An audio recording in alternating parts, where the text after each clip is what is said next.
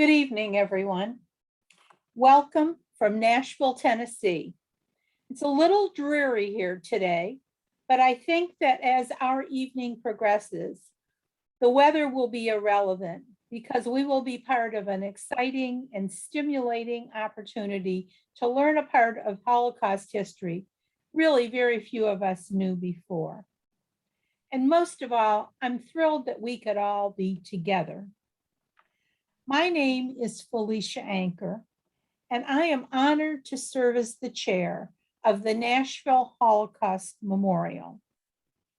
If you're interested, you can learn more about our memorial by visiting our web page. We are one of this evening's Tennessee sponsors, in addition to the Gordon Jewish Community Center. And I would like to thank the GJCC and its outstanding executive director, Leslie Sachs, for their ongoing commitment to furthering Holocaust education and remembrance. You will learn more about our additional Hartford colleague sponsors in a few moments. My parents of blessed memory were both Holocaust survivors. I came to America with them as a small child. And when we arrived, we were told to put the past behind us and to move forward. No one wanted to know what happened over there. My parents, much like the 140,000 other survivors who came to the United States, complied, and their Holocaust experiences remained hidden and unspoken for decades.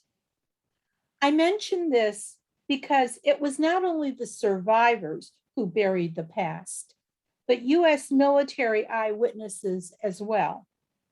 More and more frequently, I receive calls from families who, upon the death of a father, discover photos or memorabilia of their time interfacing with Jewish survivors and the camps after the Holocaust.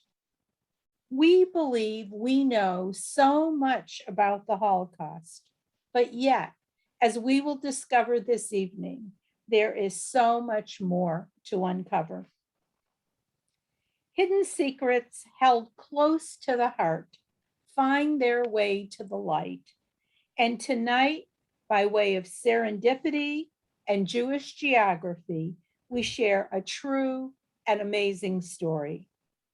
And while our authors live thousands of miles apart, their collective skills and their interactive presentation will allow us to bear witness to shedding light on a story that might otherwise have never been told. And so it is my honor to introduce you to the Tennessee mishpacha in this trio. Our lead author is Stephen Brawler, and his biography is fascinating because he talks about the fact that he was raised in Kenya. And as part of that tradition, storytelling became the essence of what held the community together. And you know, he really took those lessons to heart. He's had quite a varied career, and I'm very, very envious of the things he's done. He started out, for you Northeasterners, at Cornell, and he even graduated from there. He managed to become a director of public affairs and then created his own independent production company. He ended up in Nashville as part of the very famous William Morris Agency and had an opportunity to be involved with book publishing. And then he served as executive director of the Gospel Music Foundation. If you live in Tennessee, you know that's a very big deal. He retired in 2012, and he decided that he would devote his life to writing, golf, and moving to a cabin in Sewanee, Tennessee, up on a beautiful mountain. But then, as serendipity would have it, One day he met someone he had not known for many, many years. And as their lives recollided, wonderful things happened. New opportunities, and more importantly, love evolved. This story has so many amazing tangents to it, and it was Steve's talent and vision really that brought it together. And with whom did he bring it together? Lynn Beck. Lynn Beck, who is now sitting next to him, and his beautiful wife, says that she was a reader. And boy, did I love the fact that she was into the Hardy Boys and Nancy Drew. Not to mention the quality Agatha Christie and Laura Ingalls Wilder. And so her love of reading brought her to becoming an English major and ultimately the dean of a university in California. And one day, and they will tell you their story, by serendipity and by making their own luck and their own opportunity, they were able to come together with their author and with other individuals in creating this amazing story that many of us had never had an inkling existed before. And so we really will look forward, Steve and Lynn, to your telling us about your journey and bringing this amazing story to us. Now, I told you that we have family in Hartford, Connecticut. And so now it's my honor to introduce to you Avi Pack. Avi is the Doris and Simon Conover Chair of Judaic Studies and the director of the Center for Judaic Studies and Contemporary Jewish Life at the University of Connecticut. But before that, he was involved with modern Jewish history at the Maurice Greenberg Center for Judaic Studies at the University of Hartford, where my daughter was a graduate. He is also the director of the Museum of Jewish Civilization. And he worked as the Miles Lerman Applied Research Scholar for Jewish Life and Culture at the Center of Advanced Holocaust Studies at the United States Holocaust Memorial Museum. And that is a lovely honor because Miles Lerman was a mentor of mine. And I really, really appreciate that connection, Avi. And so I'll turn the program over to you and tell our audience that they are in for a wonderful educational and personal inspirational story.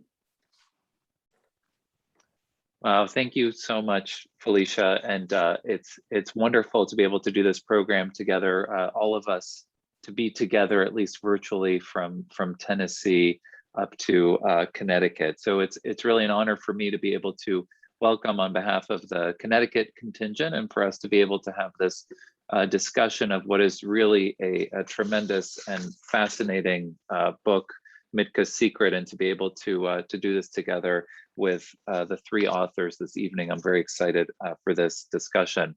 And so it's an honor for me to be able to offer some words of welcome on behalf of our co-sponsors here in Hartford, including Voices of Hope and the Mandel Jewish Community Center. Voices of Hope is a nonprofit educational organization created by descendants of Holocaust survivors from across Connecticut.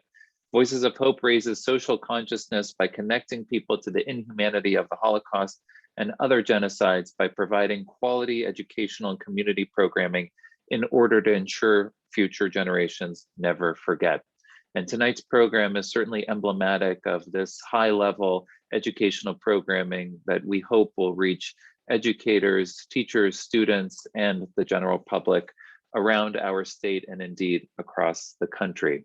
So here in my Hartford hosting responsibilities, it's an honor for me also to welcome on behalf of the Mandel Jewish Community Center, where I also have the privilege of serving on the board of the Mandel JCC, which is home to a robust arts and culture program and a Jewish life and learning program that reaches such a broad segment of our community, even as we pivot to dynamic virtual programs and partner with wonderful community partners in our city and in our community here. And in that spirit, it's wonderful to be able to welcome Joel Lohr, one of the co-authors of Mitka's Secret. Joel Lohr is a contributing writer to Mitka's Secret, a project for which he served in a visionary capacity, which I'm looking forward to learning more about your specific role in this book project, Joel. Joel is the president of the Cutting Edge Hartford Seminary in Hartford, Connecticut. And Joel is an award-winning author, scholar, and passionate leader in interreligious relations and higher education. Prior to joining Hartford Seminary, he was Dean of Religious Life at the University of the Pacific in Stockton, California, where he held academic appointments in the School of Education, the Department of Religious Studies. He is a first-generation college graduate, the son of Dutch immigrants to Canada who adopted children from Bangladesh and Laos early in his life. This formative childhood experience would leave an indelible mark, eventually becoming the impetus for his graduate work and eventual research on religious inclusion and exclusion. He earned a BA in Religious Studies from Trinity Western University in Vancouver, an MA in Theological Research at the University of Durham in England, and a PhD in Religion and Theology at Durham in England. Following his doctoral work, he completed a postdoctoral fellowship at the University of Toronto. He's published broadly and won multiple awards for his work. His research focuses on outsiders in the Bible, specifically in the Torah and the Pentateuch, as well as Jewish-Christian relations and dialogue. And I could go on, but he is an incredible leader, and we're really privileged to have him here in Hartford. But I'm really excited to launch into this book discussion of what I think is really a tremendous book, Mitka's Secret, a true story of child slavery and surviving the Holocaust. And at the heart of this book is Mitka, who we're going to meet, Mitka Kalinsky, and we're going to hear a lot more about Mitka. But before we begin our discussion with Steve and Lynn and Joel about the book itself, we thought it would be good for all of you who are here with us this evening to get to meet Mitka. So I'm going to share a short video for us to have a moment to meet Mitka in person, or at least through the video.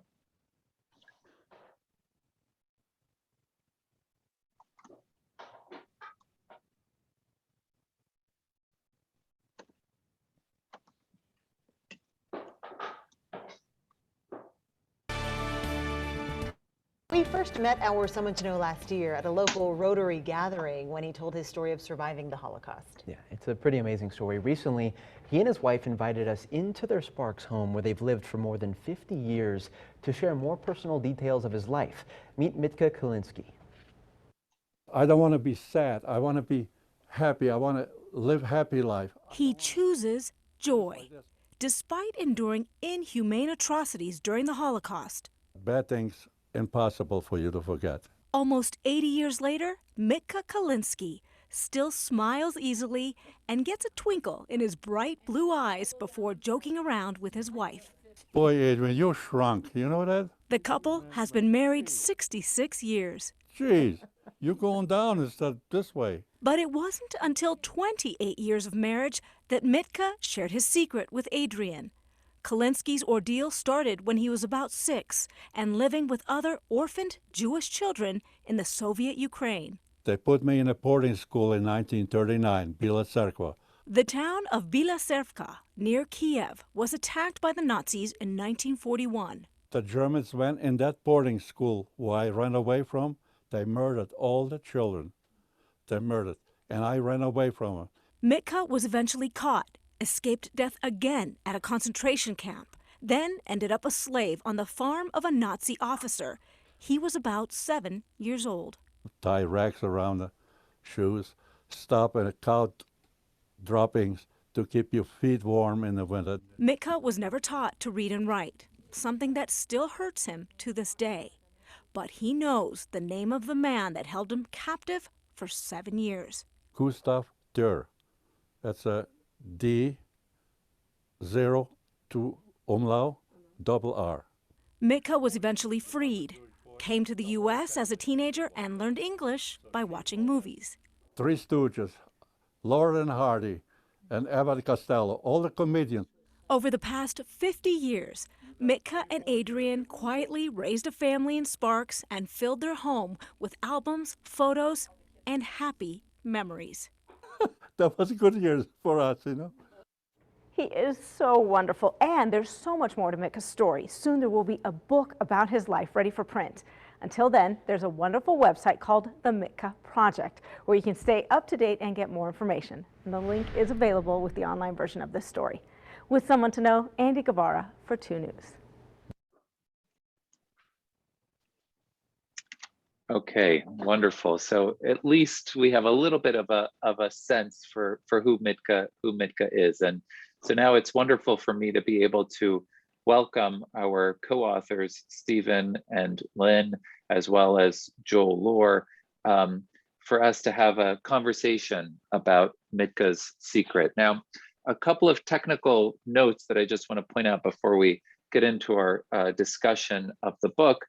Of course, we had hoped originally that we would have a program that was both in person for Hartford and virtual for our Nashville contingent, where we would have books that people could purchase for sale. And so I just want to mention that there are actually signed copies of the book that are available. So I will share later email addresses for Connecticut attendees to Kathy Fishman at Connecticut Voices of Hope, and for the Nashville attendees, Alex at the Nashville JCC, who will have books available, and you can contact them and hopefully get signed copies of the book.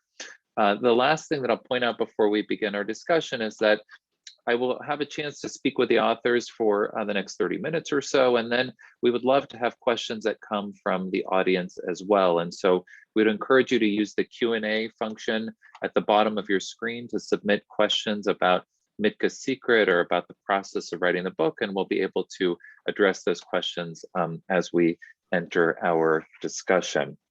So just to start with, and I think, Stephen, I'll start with you as the lead author on this book, which is really, as it says, it's a fascinating, it's a true story of child slavery and surviving the Holocaust. And as we heard, and as Felicia addressed in our introduction, it is an unbelievable true story. And sometimes we have this sense that we've sort of heard, or learned everything that there is to know. What are the sort of new aspects about learning about the history of the Holocaust? And yet, every once in a while, we'll have a book like this that uncovers something that is incredible and new and unknown in this story of Mitka Kalinsky. So I'm sure most people have not had a chance to read the book yet.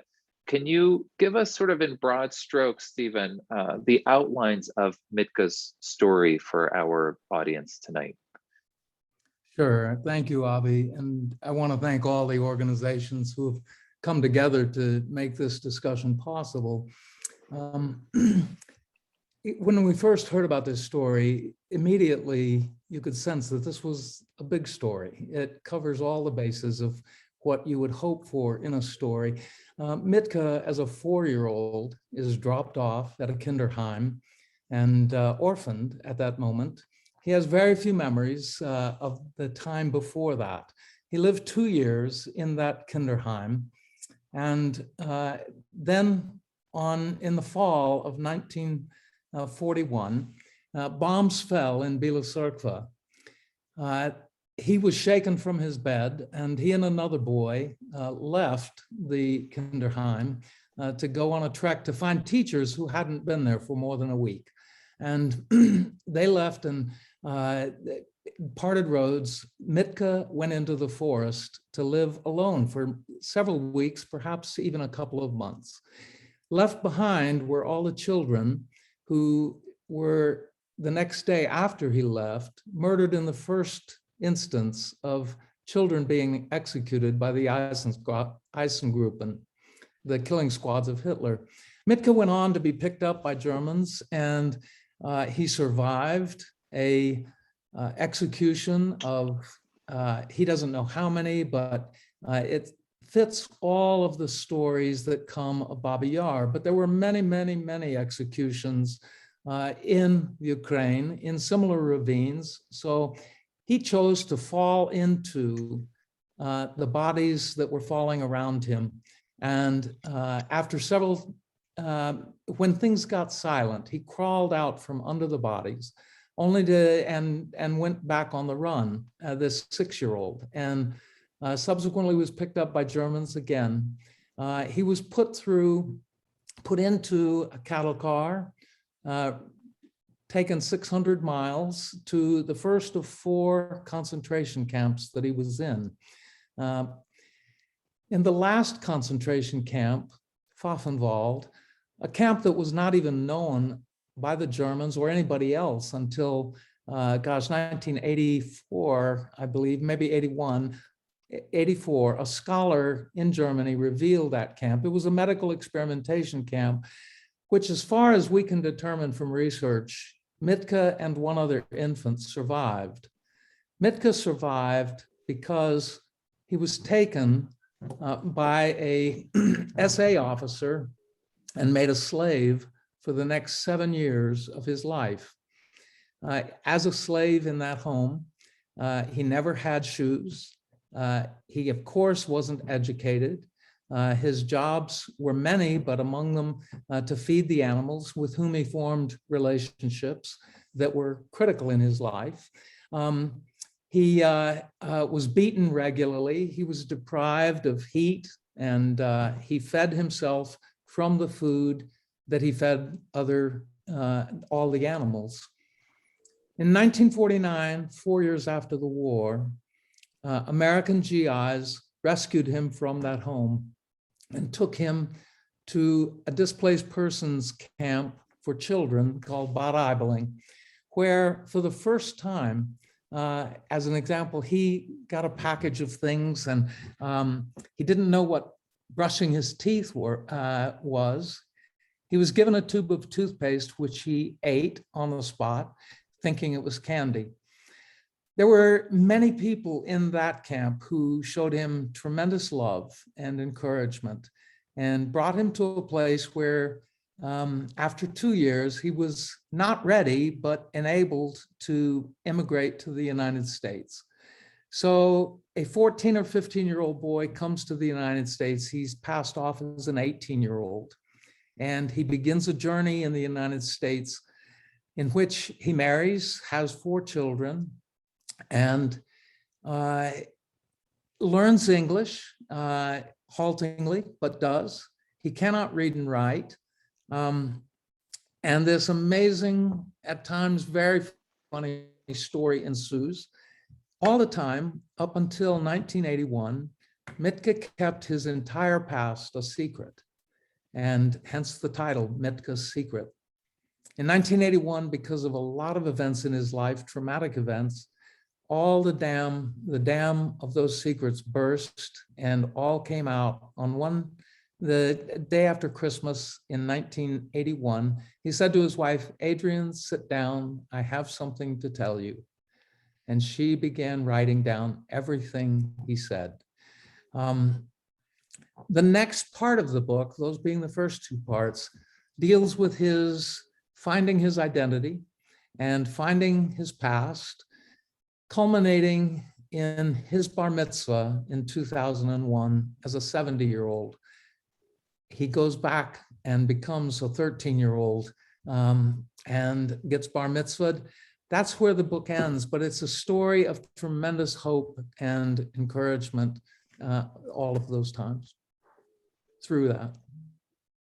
Thank you, Steve, for the broad overview. And as I'm sure our audience can tell, I mean, there's so many fascinating components to the story, and to Mitka carrying this secret for so many years, but also the importance of not just, we learn about what he endured during the war, but also the legacy of that that he carried with him for decades afterwards. Joel, I'm wondering if you could tell us a little bit. So this is a project. It's unusual to have a book that you have a lead author and sort of 2 co-authors. Tell us a little bit about how the book came about, how all of you are connected in one way or another to Mitka, and how the process of researching and writing and telling Mitka's very important story, how it came to take shape in this book. Thank you, Avi. And first, let me begin just by saying hello to everyone out there. It's so good to see so many participants and interest in the story. And I've already said hello before the meeting to my co-authors and Steve and Lynn, but good to see you here. I always love spending time with you. And we can say that after all these years. The book took a long time to come together, much longer than I think we imagined, but I think that was part of the responsibility we felt for bringing this book to the public and telling a very big and important story. This story goes back long before my involvement with it, of course, and of course Mitka's story. But in terms of getting the story told, it really I could tell the story of Bob Lucchese, who was my next door neighbor in Stockton, California, where Steve, Lynn, and myself were living. And it was my neighbor, Bob, who had met the Kalinskys years before that. I think he's known them for over 20 years or roughly 20 years, was camping with them in Bodega Bay and heard the story of Mitka, or met Mitka and heard a little bit of his story. And he was interested in film and was involved in screenwriting. And so he always knew that the story needed to be, really is made for the movie theaters, and Schindler's List had come out at that time. And Adrian was always if you get to know the story, Mitka and Adrian is Mitka's wife, a dear and powerful woman. She always felt that the story needed to be written as a book first. I think there were so many details, so many important facets of the story that needed to be captured. And I think she was concerned that a film wouldn't capture them all, wouldn't do justice to the story. And so I won't get too much into that other than to say Bob, one evening, actually a warm evening, kind of shared the story of Mitka Kalinsky, knowing that I had an interest in Jewish-Christian relations, Holocaust studies, the Jewish people more generally. I'd been doing a lot of programming at that point related to these things. Every year we did a Holocaust remembrance event as Dean of Religious Life. And so he asked me some questions if I had any ideas on how do we get a book, how would you go about getting a book published like this? You've published books. And would I even be interested in helping him somehow? And I was immediately drawn in, even though I'm not a Holocaust expert so much as my background, as you mentioned earlier, Avi, is Torah, Jewish Christian understanding of sacred scriptures. But I knew this was a story I wanted to tell, but I knew I needed some other people to help me. And so Steve and Lynn, so it needs to be said that Lynn actually was my boss. I still consider her my boss in some ways. She was the dean of the Department of Education, or the Education School at University of the Pacific. And I was a faculty member in that faculty. And so Steve and Lynn were out for a walk one night. My wife Teresa and I were out for a walk one night as you often did in Stockton. You waited till the sun went down or very close to it. It was a hot night, and we walked the streets and we ran into Steve and Lynn. And I knew that Steve was an agent for William Morris. He's very humble. He probably won't tell you. He's managed some big stars. I think Tina Turner is in that list, but there's probably more we could talk about. But at any rate, I knew he had been with William Morris, and I knew this book was not my usual game as religious books, and those tend to be. I just knew that we needed a bigger audience, and how could we bring this to press? So I met Steve and Lynn. We went for burgers and hung out over a meal and chatted, and I won't say, maybe it's Steve's story to tell, but essentially we talked about bringing this book to press. And the more we talked, the more I learned that Steve himself was not only a good storyteller, but an aspiring writer, and a good one at that. And I think you'll see more coming out of Steve's pen in the future. But it turns out that he asked whether we would be interested in considering him as involved in the project as a writer, as the writer. And it was a little, well, we might want to see your writing first. So he sent some along, and we were very impressed, Bob Lucchese. And so this started a relationship, and the three of us together have been working on this ever since. And I believe that was 2016 or 2015. It's probably almost 5 years now. And I've been more, we can talk more in the future or as the program goes on about our roles and what we all did. But yeah, that was how the book kind of started, at least in terms of our part of it. Bob has been with us for 20 years trying to tell this story, get it to press. There's been other attempts at writing the story.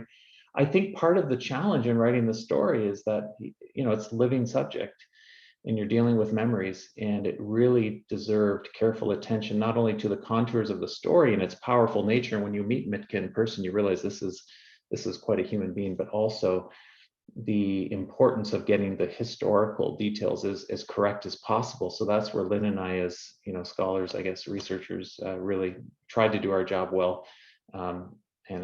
Yeah, I'll stop there and let others jump in. Go ahead, Avi. Thank you. Yeah, no, it's so interesting because this is certainly one of these cases where you hear a story of one individual's survival, and then you hear components of it and you say, wow, for example, the idea that you have a little boy who essentially becomes a slave to a Nazi in Germany, and is kept as a slave, as a child forced labor, and as a slave at the family's home for years after the war is over, right? And there are components of this story that sort of challenge our previous knowledge and also demand serious research to try to go find the evidence to back up the story that we're hearing, because it sounds like such an incredible story. Lynn, I want to turn the next question to you, but I'd also be curious to hear everybody's sort of response to this, because there are so many fascinating themes that are raised, by this book. It covers largely unknown aspects of the Holocaust. We're learning more about children's experiences during the war. One of the blurbs for this book comes from a scholar by the name of Dieter Steinert, who's just written a really important book about forced labor, children's forced labor during the Holocaust. And certainly Mitka's story is part of that, but there are so many other aspects that are covered in this book, the lasting legacies of the war, the intense anti-Semitism that he endures, and the shame that he internalizes for years after the war. But there's also a love story that is in here about Mitka and Adrian building a family together. And it's a story about lasting legacies of wartime trauma and carrying those memories, bottled up for years. So Lynn, I'll start with you with this question, but then Steve and Joel, I'd love to hear your thoughts. When you took upon the task of telling the story, what did you want to make sure? What themes to you were most important to make sure were conveyed in Mitka's secret that came through to the audience? So Lynn, why don't you start, and then we'll give it to Steve and Joel. I'll give it a try, and then I'll let my colleagues jump in. Steve is fond of saying that one of the interesting things about this story, one of the challenging things, is this story spans 8 decades. And I think one of the things, we had the opportunity to meet Mitka in his 80s. And yet the first time he sat down, he took us back to the first words he said to us when we all got together with him are the words that open chapter 1. 1, 2, 3, 4, 5. And he was remembering the 5 bombs that fell when he fled the Kinderheim. I think one of the themes that we wanted, or one of the things that I wanted us to capture, was this arc of the story, that it was a horrible story of this child enslaved. And yet it was a story of the trauma and the hope and the choices that Mitka made, and the grace, the gifts that were given to him. And it was important. This is a story of a man finding his purpose, and part of that purpose is becoming himself, being fully himself, being the man he was created to be. And in doing so, he has given so much to us. So I think one of our concerns was to somehow keep in mind the full arc of the story as we dealt with the particulars of each part of his life. And so that was kind of something we always tried to keep in front of us when we were moving. Let me add to that. Thank you. Go ahead, Steve.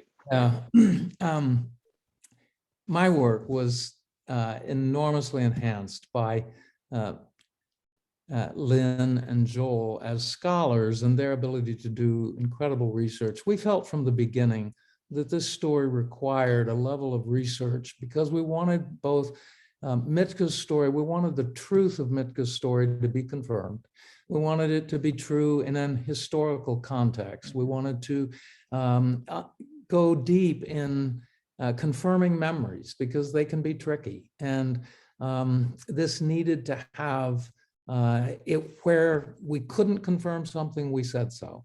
And where we could, we chased it, or let me say Lynn and Joel chased it down as far as could be chased down and found the truth. So that was important. There are many themes in this story. How does a boy, given his circumstance, survive? And there's really three ways that we came upon in unearthing the story. One was music. There's a wonderful episode that you'll encounter in the book where he heard an accordion and he had to have that accordion. He heard another slave playing the accordion. He traded a slab of salt pork to get that accordion. He hid it in the third loft of the home where he was, and over years taught himself to play that accordion.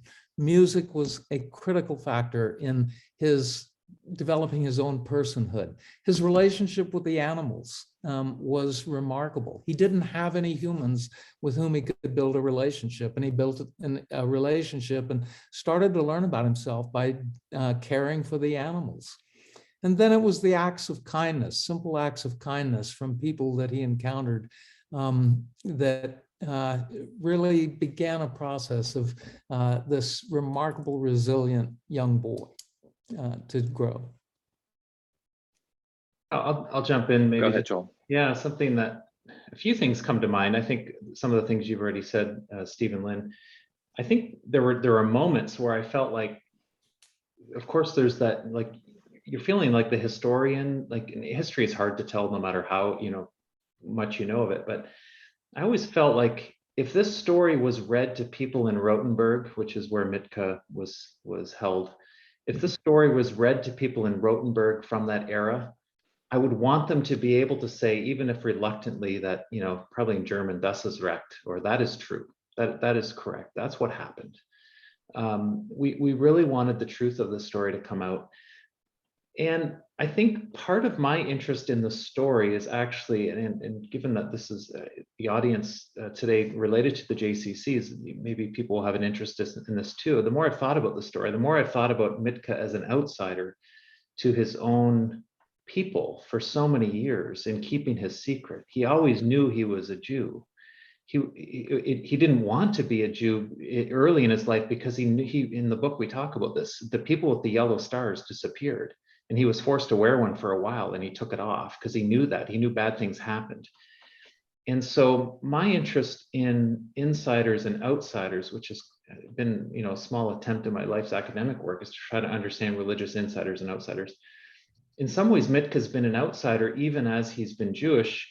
And we did another event today, a smaller one for a small group, and it was a great prompt. They said to everyone in the room, because they had all read it, it was like a book club group, which character most speaks to you in the book? And people came up with great answers, not just Mitka and Adrian, although that was a dominant theme. But I said at that point, I said, in some ways, just to say something different here, because I think I want to go to Mitka and Adrian, but I'm going to say, I think it's Rabbi Nadler and Pearl. They're two rabbis in the life of Mitka who believed him, who listened to him, and helped him recover his identity. Mm-hmm. These were rabbis who went out on a limb. I think there's a vast, body of evidence to show that he's a Jewish person. And he, that we can get into that, and you can get it in the book in terms of his memories of Hebrew and Yiddish and songs and melodies and certain things. But that Rabbi Pearl and Rabbi Nadler, who first helped him, that they believed his story and they helped him and wanted to help him through as an outsider. And it's, his relationship to this day with his wife is a Christian, and they did go to church for many years of their life, and yet they have a deep connection to Judaism, and his own bar mitzvah was so important to him. And that Rabbi Pearl helped him with that. He was so worried about it because he had to read in Hebrew and do different things. And yet Rabbi Pearl, this little rabbi in New York, helped him. You can watch the video; it's really cute. but helped him, read things before him and he would repeat them. And it was, just helped an illiterate 70-year-old Jewish man become a man. The boy becomes a man. It's a powerful story. And I think that's where my interest was. I could say a little more about the voice. That's a really important part of this book, but I really wanted that story to be told, and I'm just honored I get to be part of telling it with my colleagues. It's a powerful story that's unusual in so many levels, because he didn't come out of the Holocaust or out of Germany as a Jewish person who could tell a story right away. He tried to bury it because of all the trauma. It's an interesting, I'm still taken by how he lived that piece out, and even to this day. So I want to pick up on that point about storytelling and also the many years of silence and sort of repressed memories that he had. But before I do that, I do want to remind the audience that if you have questions that you want to ask our authors, to please use the Q&A function and type your questions into using Q&A, and we'll be sure to raise those questions as part of our conversation. So feel free to do that. So one of the interesting themes, and you each brought up, really fascinating components of the themes of the story of Mitka's identity, of his various relationships and his very important relationship with Adrian, but also about sort of the task of telling somebody else's story, which you are all very sensitive to, kind of the delicate way. And Stephen, as the lead author, I'll turn this question to you to begin with, but I'd love to hear everybody else's thoughts. There's a real challenge here with sort of telling somebody else's story, especially as you alluded to, or as we talked about earlier, that Mitka, because he essentially had his childhood stolen from him and had his years of schooling stolen from him, he never learns to read and write, which becomes a great source of shame for him. And so, which might also be part of why it takes so long for this story to be told. There's no one for him to tell his story to, because he's not a member of a community. He feels shame about his Jewish identity because he's been, denigrated and demeaned by his slaveholders for years for being Jewish. And he tries to suppress these memories for over 30, 40 years, and then sort of the dam bursts.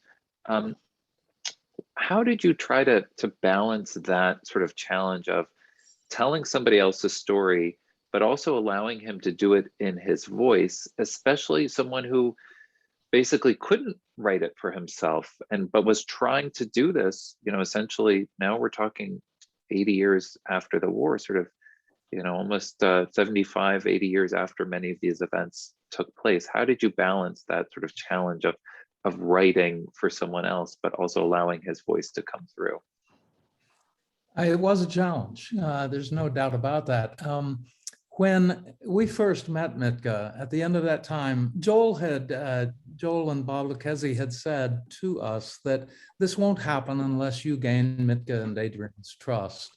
We spent 2 days with them, with Joel and Bob, and at the end of that time, I said to Mitka that this story, I can't write this story unless I become you. And when those words came out of my mouth, I thought, what are you saying? But I felt that deeply. And so we spent hundreds of hours with Mitka and Adrian, interviewing and working with them to try to accomplish that. We also knew that, or we made the choice that this needed to be a story told in a novelistic or a narrative way.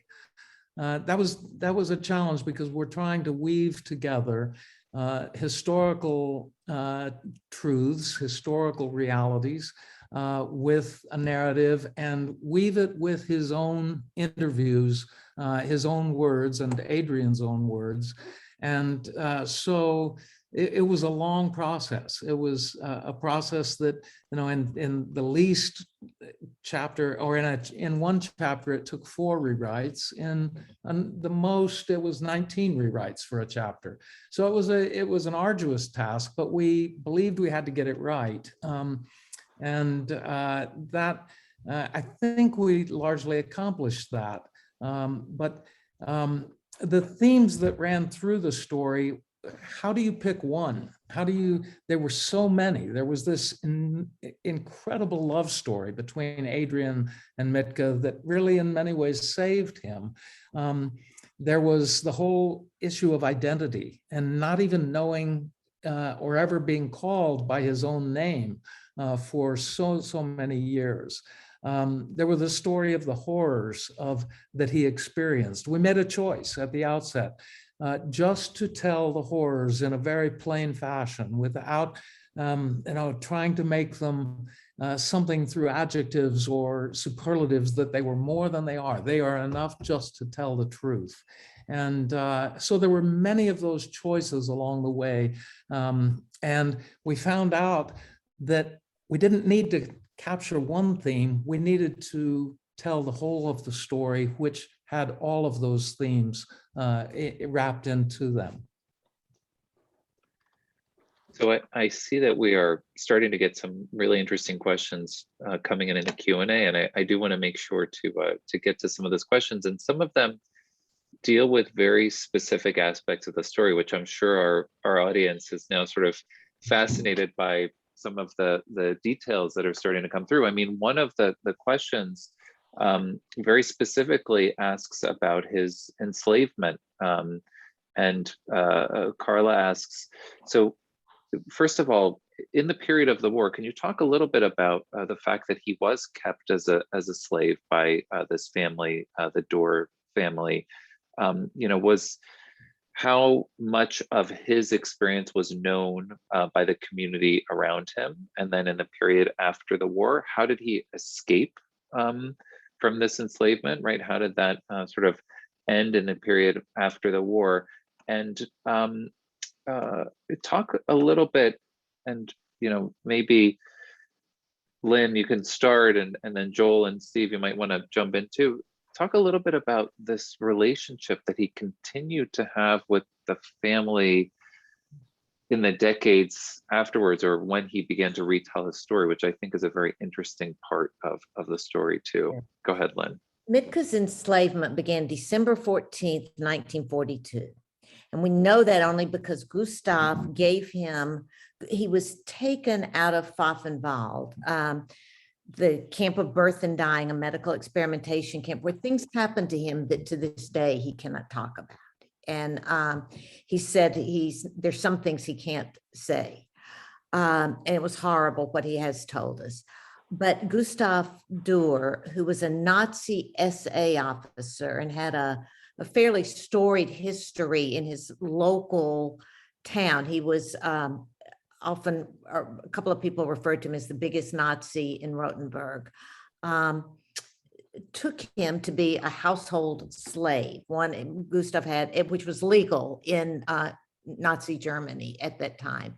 But you had to be 10 years old. And Gustav gave Mitka the birthday of December 14th, 1932, in order to make him legally 10 years old. We don't know why Gustav picked Mitka.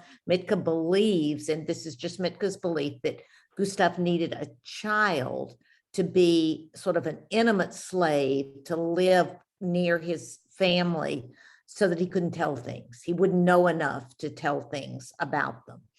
And he was a slave there, as we mentioned, throughout the duration of the war, beaten, starved, threatened regularly. He did not, during that time or afterwards, interact with much of anybody, with the exception of Anna Dorr, who was Gustav's sister and probably his most immediate tormentor, but also boss, and Gustav's parents, who they all lived in the same area where Mitka lived, in a big home that was on a little local in-house farm. And Mitka was in an unheated room in the part of that. They were the only ones really that he interacted with. He would see other children. He was beaten by Hitler Youth, but he did not interact with others much around him other than observationally, although neighbors did witness Mitka and there were modest interactions. When the war was over, there was slightly more interaction with those around him. Mitka did not know the war was over. He nobody told him, and he knew a few things had changed, but he did not know the war was over in 1945, and continued on as a slave. Unbeknownst to him, though, the relief agencies, UNRWA, which became IRO, the United Nations Rehabilitation and Relief Agency, and became the International Relief Organization, spotted this boy. And we don't know who spotted him or who reported him, but they knew something was off. And they began in 1946. We have records to investigate this child. The doors would say we're helping him, he's a foster child. But the records, the memos indicate that whoever was investigating kept saying something's off here. He's badly clothed, he's overwhelmed, he's not speaking up. And went on like that. And finally, they made the decision to extract him in 1949. And he was removed very quickly once it happened from the doors and taken into the Rod House, which was sort of the courthouse, and then into a receiving place before he went to Bad Aibling. So it was a long story of, in some ways, great deception on the part of his slaveholders. And it was accomplished in large measure by isolation and dehumanization, and keeping him away from virtually any knowledge of anything else. They gave him another name. They gave him the name of Martine. He didn't at that time even know anything about his name. He was just Martine. No, there's an interesting aspect. Anna Dur, Gustav's sister, who had control over Mitka and was his most vicious tormentor. Lynn has talked about how unimaginable it is that a common German woman who has children herself could be so cruel to this boy. It's one of the interesting things. Another interesting thing is Mitka's own complex and ambivalent relationship with the Durs, that on the one hand, he was saved by Gustav Dur. He was taken out of a place where everyone died. And he was aware of that he was saved by Gustav. And yet they were the ones who beat him and deprived him and really negated his soul in many ways, or attempted to. And so there's all these complex emotions and human realities that he was living through. You know, these were his family, de facto family at some level. And, you know, that continued to play a role in his life all the way up through it, even today. So. Good point. Yeah, no, it's so fascinating that, you know, this, as you talk about the ambivalence of the relationship, and there's so many interesting questions that have come in, but one of the, you know, Michelle asks about what prompted Mitka to finally tell his story, and we've talked, you know, we can talk about this, but it's so fascinating. He has a series of sort of crises in his life, basically, that essentially sort of break the kind of facade or the American identity that he's worked so hard to carefully construct. And I think these crises essentially lead to kind of a breakdown of sorts. And he's, you know, you can talk about this, that he finally has to tell Adrian his secret, which is just incredible after so many years of marriage, right? To be holding on to this for so long. I also want to get to, there's so many interesting questions that have come through.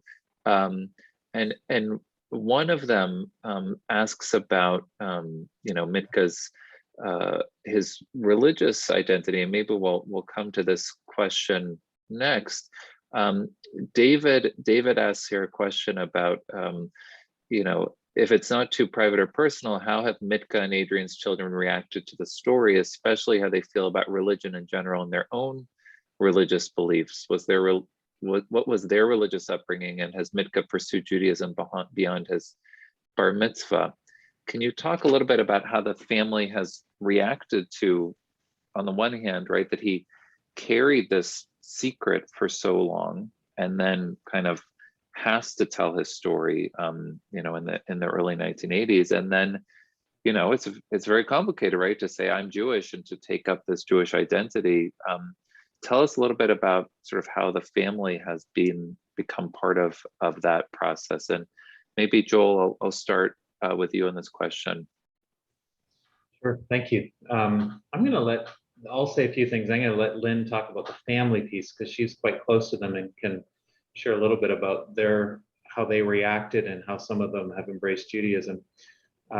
The question about how does he continue to engage with his Jewish identity and beliefs, and, you know, how does it affect him today since his bar mitzvah? I find it interesting that, you know, you can't phone Mitka very often without getting, especially if it's near Shabbat, you know, Shabbat Shalom. He loves, you know, to greet you with traditional Jewish greetings, call you on Jewish holidays, or, you know, near them, and loves to be, you know, have those things. He's also a big JBS fan. I think he watches the Jewish broadcasting services and a lot, and does services through there. He has been involved in the Reno synagogue that helped him through early on, and yet he doesn't find a strong connection there in the ways that you might imagine he would, but he has a connection there. I think his connection with Rabbi Pearl is a really important one that helped him through that bar mitzvah. And gave him that identity, or, you know, helped him embrace that identity. He always knew he was a Jew, and yet the words, and, you know, he uses the German Juda, you know, just is so. It was really, I mean, if you think about that identity and how, and his tormentors often referred to him as the Judenfresse, the Jew gobbler, the Jew, you know, the Jewish pig kind of idea. So for him, this transformation. It's not really a transformation. It's grabbing onto that identity. I think it's woven into everything he does and says. And I think there's, you know, he latches on because he can't read and write. When moments happen with him, they're so powerful. So that when Rabbi Pearl taught him that you shouldn't refer, you know, there's sacredness around God's name, and so we call God Hashem. You know, you'll hear this come out in him all the time, that he refers to God as Hashem. You know, it's kind of an interesting, he's educated, and yet I feel like we learn from him as well, his reverence for his own tradition, the sacredness of it, the hymns, the songs. Len, why don't you speak a little bit about his children, because it's powerful what's happened with his children in relation to Judaism. I'd love to. I talked to Mitka and Adrian a couple of days ago, and Mitka, and I had forgotten this. I felt terrible because normally I try and keep up historically, but he calls me Dr. Lynn. And he said, he found out I had a PhD, and that intrigued him. So it was Dr. Lynn. He said, Dr. Lynn, it was 20 years ago, and it was August 2001, right before September 11th. He said, it was 20 years ago that I was bar mitzvahed. And I said, Mitka, what do you remember the most? What meant the most to you? And he got quiet a second, and he said, the scrolls, carrying the scrolls. And then he went on to recount the joy again for him of that moment and that day. It was a profound experience. And in so many ways, Mitka today, in the second half of the 80s, is we don't know his exact age, but is somewhere above 85. He is really talking to him about his faith is almost more like talking to the boy who was just bar mitzvahed. He has a childlike embrace of his faith. That said, when Mitka first told his story, his children were shaken, and they were also worn out because he repeated it over and over again, as trauma victims do. But they loved him and they admired him. And in so many ways, the family became stronger and closer and more whole as he began to share his story, and that is continued. And he and Adrian celebrate Christian holidays and Jewish holidays, and the children participate in both. Some of the children have chosen to fully embrace Judaism. His grandson, Michael, whom he raised as a son, considers himself Jewish. And Michael recently had a son so it's Adrian and Mitka's great grandson, named for both of them, Aiden Mitka, who is a young boy, but now he's in Hebrew school. So he is being raised in the Jewish faith. Mitka also had a son-in-law who, as a result of Mitka's bar mitzvah, he attended the bar mitzvah, and Mitka's journey into Judaism, and this was a highly educated son-in-law, converted to Judaism and died tragically of a heart attack and is buried in Israel. He embraced the faith of his father-in-law. And so Mitka has had a profound influence without really trying to, just by the integrity of who he is, and I often tell him, Hitler tried to wipe out Jews, and look what happened with you. You know, you've thwarted him in this. And so, you know, it's an important thing. I have, if I can add one little thing, I have a memory in all of the interviewing that we did of Mitka, where he told about hearing for the first time as an adult psalms sung at synagogue, and he was almost heaving with emotion because he remembered that. He remembered the words, he remembered the music, and those memories were before he was 4 years old. Lynn has speculated that one of the things that maybe carried him was that he had a loving mother for those 4 years, and he has some snippets of memory, but when he heard those songs, when he heard those words, he knew that he knew them.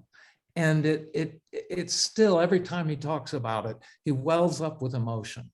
It was a recognition of who he was. It's so fascinating. And also when you think about sort of what that identity means to him, right, in terms of trying to recover any memory, any shred of memory that he might have of those first 4 years and what his childhood was, and hearing those prayers that there's an echo in there, right, that speaks to his heart and to his soul, or to hearing his name for the first time in so many years, and sort of recalling that was his name when he first heard it. There's so many interesting questions that have come in. I'm going to try to group some of them together, and we'll try to get to as many of them as we can. A number of them deal with sort of the nature of his relationship, both to the Dorr family, but also to Germany in the years afterwards. And you know, a couple of people have asked about, was he able to get any reparations in the aftermath of the war? Sharon asks about, you know, has Germany taken responsibility for the exceptional circumstances that included not only the war, but also 4 years afterwards, or, you know, the family? Was there any sort of reparation for his slave labor in the aftermath of the war? And I'll add to that a question that also comes in from Jane, who notes that she heard Mitka speak twice in Elko, Nevada, a number of years ago, and that there was a powerful moment in one of the talks when someone got up and asked in German for Mitka's forgiveness for what was done to him by her ancestors. And Mitka responded to her in German, and then translated her question in his response to the filled auditorium. He said he has no hate in his heart and doesn't blame anyone for what happened to him. And so Jane asks, I have one chapter left, but haven't seen that sentiment expressed. Why did the authors not include Mitka's lack of anger about what happened to him? Got to read that. Got to read that last chapter. So maybe Joel, start us off with you know, these questions about reparations, getting some sort of either a sense of forgiveness, carrying anger, that ambivalent relationship that we've talked about. Sort of how does that play out in terms of the nature of his relationship, both with the family and with Germany in general? Yeah, I do hope, I joke, but I do hope that the person comes to see that we do attempt to share some of that incredible love. That, I mean, Mitka is a person who lives with no hate in his heart. That is clear in how he treats every person he meets. People love Mitka. I mean, I said this earlier, he is someone who, I said this earlier in another event recently, but when you meet Mitka, you know you've met Mitka. I mean, he is a person, he is the person I can most in my life say that has captured something about the meaning of life. And I think it has to do with his lack of hate and his, I don't know of any other person in my life who has been more a victim, and yet he refuses to be a victim. And he chooses instead to embrace a way of forgiveness and wouldn't even, he lives with no hate. In terms of the material claims, and Stephen Lynn can speak more powerfully to the love and the mensch, you know, we use that language of mensch in the book very carefully and hopefully well. Maybe Steve could speak to that, or Lynn, but the material claims piece has been an ongoing battle for many years. And the hardest part of Mitka's identity, and I think Mitka would say the thing in his life that he has yet to fully, it still nags at him that he does not know the identity of his mother, who is believed by his family. He's come to meet his siblings, or at least one of them, come to know who his father is. And it's clear to them that their father had a relationship with a mistress who they believed to be a Jewish woman. And yet there's no evidence. We cannot find the actual documentation of his birth. And believe me, we have tried, as have hundreds of others who have helped. We have worked with the group, I believe, called the Jewish Material Claims Against Germany, letters back and forth. We as authors have helped over the last 5 years. Others have done so in the past. And they have actually expressed a great deal of sympathy and helped us in a few things, but are still waiting for confirmation of the identity of that, the Jewish mother, which is a strict requirement. If anyone has connections at the, make a plea here to people with the Jewish Material Claims Against Germany, would love to share what we've shared with them. And they're very kind letters back, which have been helpful, and yet they're waiting that piece of information on the birth certificate to the Jewish mother. God only knows that he deserves reparations for what he's been through. But no, he has not received any formal, at least maybe not, I shouldn't say any. A little bit. He's gotten a little bit. The Doors registered him for 2 years of forced labor, and he worked for 7. They registered him for 2. And I think my guess, I don't know this, my guess is that happened after they came under scrutiny by the relief agencies and so on, that they registered him. But he's gotten it's a very modest, it might have, you know, I don't know that he still gets any, but it's a very, you know, a few $100s, maybe a couple of thousand. It's not been anything commensurate with the level of work he did. And as Joel said, part of the challenge is some of the things, the thing about reparations for Jewish children requires some strict criteria for proving Jewishness. And we've tried to say he was circumcised as a child, he, you know, an infant, and so on. And that's not sufficient. So we, for their legal criteria, they've been so kind, but we have not found the legal documents yet that they need. And they may have been destroyed. We don't know.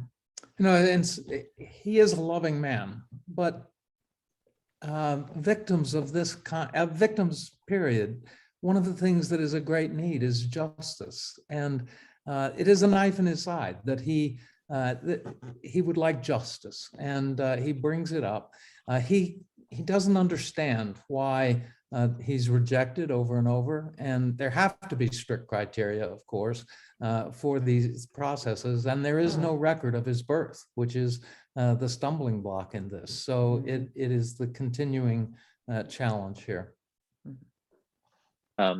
So I know that we're not going to have time to get to all these wonderful questions that have come in, but you can tell that the audience is really fascinated by some of the questions that are coming in. I will throw a couple more questions your way, and then I'll ask for some concluding thoughts that you want to share with everyone. I can respond to some of the questions that have come in, for example, about how Mitka supported himself as an adult in the United States. And it certainly would encourage people to read the book. You can see that sort of the family decides to move out west, and he works basically in a number of different forms of construction work for many, many years. And that's essentially how he supports himself and his family. And he's very proud of his sort of self-sufficient nature. But to your point about justice, Stephen, there's a number of questions that have come in specifically on this, and you know, Joel, maybe you can start, because I think you probably did some of the research on this in Germany about you know, Dorr. Was there any sort of record of him serving any time after the war, being arrested, any sort of process of justice? You know, can you speak to that question? I'll be really quick too, because lots of questions here, but yeah, great question, one I've asked as well. So Gustav Dorr was a well-documented Nazi who was involved in Kristallnacht in the town of Rothenburg, where Mitka was held. And if you have any interest in the topic of Kristallnacht, which many of you may, that area, Bebra, Rothenburg, that area was actually an interesting area that proved to be a template for the rest of Germany. And their Kristallnacht happened the night before the formal Kristallnacht. So you should really read up on this history. There's some journal articles printed. If you want to know more, find my email address, ask me about them. I can send you a couple of interesting academic articles written on this. And he is responsible. He was largely responsible for what happened, for taking some of the sacred objects out of the synagogue, for parading them on the streets, for pushing Jews out of their home and breaking windows and taking goods out and throwing tables out windows and so on. You can see the article is very interesting. And so you ask the question, which is, well, what happened to him? He should have been arrested, and he was. He was arrested. He was almost beaten fatally by the authorities, and by, I say authorities, by the Allies, because of his treatment when it was learned. But he survived that beating and was put on trial, but essentially got off on an insanity. He was able to show that he was insane. I actually traveled to Rothenburg to meet one of the local historians there, and he told me the story about how he started going around the streets acting insane, pretending to do things that weren't real. Like he started, apparently the story, we didn't put in the book, but I remember him telling me the story in the location at the chapel, the church. There's a fountain, and he needed water for his radiator. So he had a straw hat, and he was taking water out of the radiator or out of this fountain and putting it into the car, but none was going in because it was all falling through the straw hat. He did all these things in town to show that he was going insane, and he was able to get off on an insanity plea. It's a really sad story. I mean, it's really wrong, right? But I think this happened more often than, and Avi, you know more about this than anyone, but these sorts of things I think happen in many of these small towns. Yeah, definitely. And but I think, you know, this question of both justice and then sort of any sort of, it's interesting, right, that he does want justice. He also wants some recognition. He wants his identity kind of restored in a certain way. There's no, I think the short answer though is that there was no sort of adequate form of justice for the Dorrs or the Dorr family in any way. And even as you read the book, you see that there's really an unwillingness to acknowledge basically their role in any sort of crimes that were committed, even in this horrible treatment of this boy, right? Of a little boy who's turned into a slave and treated horribly both during and after the war. One of the things that I think comes through quite clearly in the book that you do very sensitively is to look at the sort of ambivalent nature of his feelings to, on the one hand, this family that he realizes, had they not taken him out of this concentration camp as a little boy in a camp, he almost certainly would have died. So, you know, he knows that that family, even though they were horrible to him and they made him a slave, that kept him alive, right? So we can wrestle with sort of what that meant for him at the same time. I'm going to ask one more, and I apologize there's so many wonderful questions that have come through. I'll ask one more question that has come through a number of times that I want to address from different members of the audience. And this has to do with his process of proving his Jewish identity or reconnecting with his family. So a number of audience members have asked very specifically, has he taken a DNA test, right? In order to try to prove his both, you know, his Ashkenazi Jewish background, but also has that been part of his process and how he managed to reconnect with the family that he was able to identify with the same name, and also his sort of, you know, struggle to try to find out who his birth parents were. So Lynn, why don't you start with that He took question? a DNA test much after he reconnected with his family. It did verify the Ashkenazi Jewish origins, but he did not compare it to the DNA of his family. His nephew, Peter, had, by the time he took the test, had moved back to Poland. And he was living in London, but he moved back to Poland. And Mitka and Adrian, who are not computer literate, they don't Google, they don't, Mitka calls it a Chingawa phone, and he thinks it's sort of miraculous. Dr. Lynn, try it on your Chingawa phone. But he has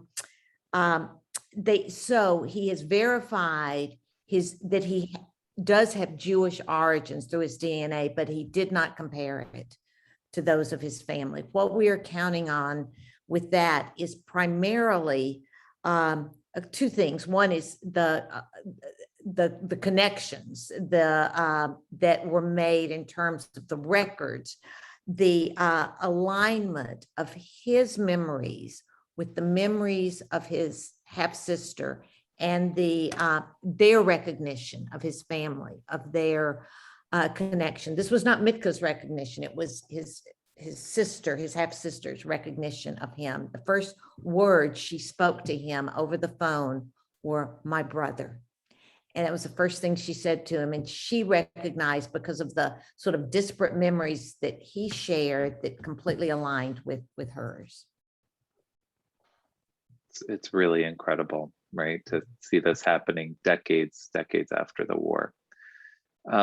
Before we conclude, and I'm gonna wrap up with another recorded recording of Mitka that we want to share with everyone. I do want to give each of you an opportunity to just share some closing words of what do you hope that our audience will take away, both from joining us this evening and learning a little bit about Mitka's secret, but also hopefully reading the book. Why is it so important to you that this book would come out now, at this time in 2021? Tell us sort of what you hope people will get from reading the book, or even from just joining us this evening. Joel, are you comfortable starting with that? And then we'll do Joel, Lynn, and Stephen to conclude. Sure, thank you. I hope they meet Mitka. I guess I just hope that the audience might get a chance to meet this human being that there's been a few, I started looking at the Q&A as well. There's been a few people who have met Mitka, say have met Mitka, and it always seems to include, it was changed, or this was a powerful experience. I hope you get a chance to meet a person who, for me, taught me something about the meaning of life. His eyes glow with radiance. He is someone who brings warmth into a room. He makes me laugh when I get to be around him. I guess, there's a whole bunch. I mean, of course, I also, in keeping with the Voices of Hope, not because they co-sponsored it, but I have a deep interest in telling these stories so that we don't forget them. May we never forget what happened. And I'm worried about our world today. I think it's an important moment to tell these stories again. How few people know what happened in the Holocaust, especially our younger generation. You can look this up on ADL information, data. So to tell the story is important for that, but also there's a twofold part of his story, which is the remembrance so that it doesn't happen again, but also that this is a man who chose grace, or to embrace the grace received and to love back. And I think we've all been moved and touched by that. And I just hope others get a taste of that. And I think Steve really did become Mitka in writing the book. And it seems like the reviewers, if you're looking on Amazon, you can go read them. It does feel like we've captured something of that. And I'm grateful for that. I'm grateful for Steve and Lynn and that. Thank you, Joel. Lynn. Mitka,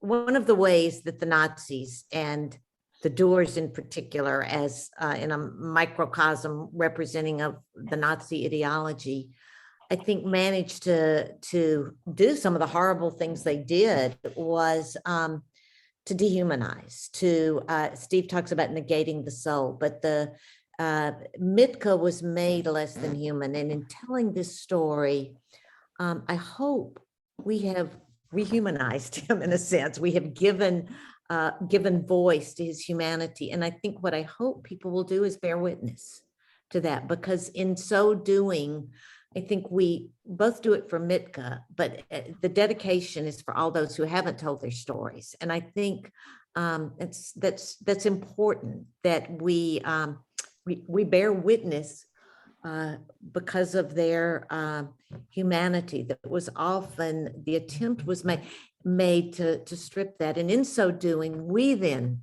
can be a part of this standing against. So that's what I hope happens.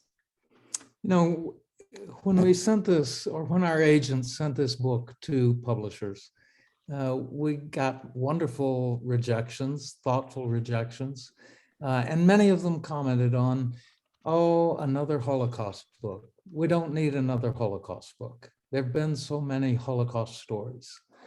I grieve over that. We have to continue to tell these stories.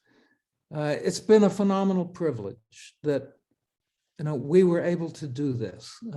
Why us? I don't even begin to know. Why me to write this? But it's an important story that we hear today. Again, we have to remember, we have to continue to carry out the act of love of telling other people's stories who aren't able, for whatever reasons, to tell their own story. There are children all over the world today who are being enslaved. And we need to be reminded of these precious lives. And we're thankful that Mitka has come through as well as he has, but it's just a remarkable privilege to be able to tell Mitka's story. I think that, Mitka is the story. Thank you. Thank you to all of you. And I am going to share a short clip of Mitka before we wrap up, but I want to thank each of you for your very thoughtful and heartfelt remarks, and this idea of rehumanizing, right? Sort of acknowledging the Nazi effort to completely dehumanize and strip someone's identity, which we can see so completely in Mitka's case. But the valiant work that both Mitka has done to reestablish his identity, and all of you have done to provide him, with an ability to tell his story and to share his story.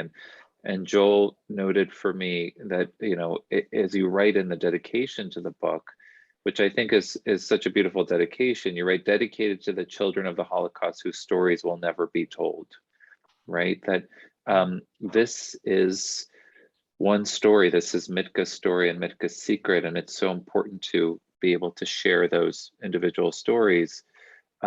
But there are so many victims whose stories we'll never know. Joel, did you want to? I don't mean to interrupt. I just have to say something. Yeah. You're talking, and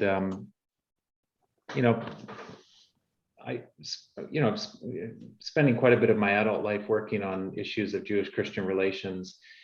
And I've said it once before, and I'll keep saying it, until Holocaust studies becomes a preoccupation, not just of Jews, but of others, and especially Christians, who in so many ways are at least connected to the Holocaust through bad theology. And some people have asked me, why did you get involved in this project, a Holocaust book, as a Christian author? And I feel like that's, why is it that Holocaust studies is largely occupied by the Jewish people who were the victims of the Holocaust? Why is it not a preoccupation of those who are on the other side of that equation? It should be a duty, I think, for all of us to be interested in these topics. And so I'm not trying to get any kind of last word. Let's let the video have the last word. But I just feel like that question has come to me a number of times. How did you get involved? Why are you involved? It's interesting that you're involved in a Holocaust study, and we did, everything we could to ensure the story was told well, and historically and so on. But I really feel like until Holocaust studies becomes as much a preoccupation of those who are not the victims, but are on the outside of it, we haven't done our jobs. So that's also a reason why I think the story was told by us. Thank you. Yeah, thank you, Joel, for pointing that out. And I think you're 100% right that should continue to be a preoccupation. There's never a point in time where it should not be something that we should continue to question, because there are no answers. There's only more questions that are raised by this. But you know, if we ignore it and we ignore this history, then we'll see continuing cases as we do of denial and distortion and trivialization and cheap political uses that we continue to see every day. And so I think the work that you have done to make sure that this story is told and this history is understood is so valiant. So thank you again for doing this. So before we wrap up, I will share my screen again, and we'll do one more short greeting from Mitka. So bear with me for 1 second while I share my screen to be able to do that.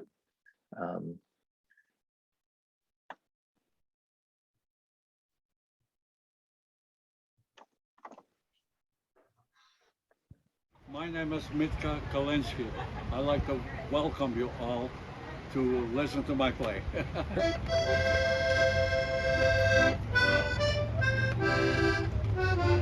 You know that one?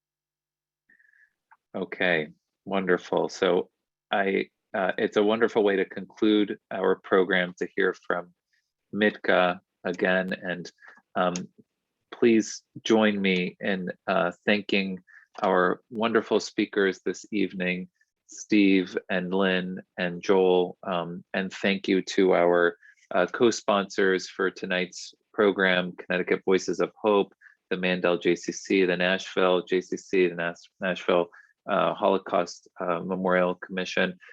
Thank you all for being here this evening. We'll do a virtual round of applause. And again, if you want to order copies of the books, the information has been provided in the chat, either from the Nashville JCC or Connecticut Voices of Hope. So thank you so much for being here this evening, everyone. Have a good night and stay healthy and safe. Be well. Thank you.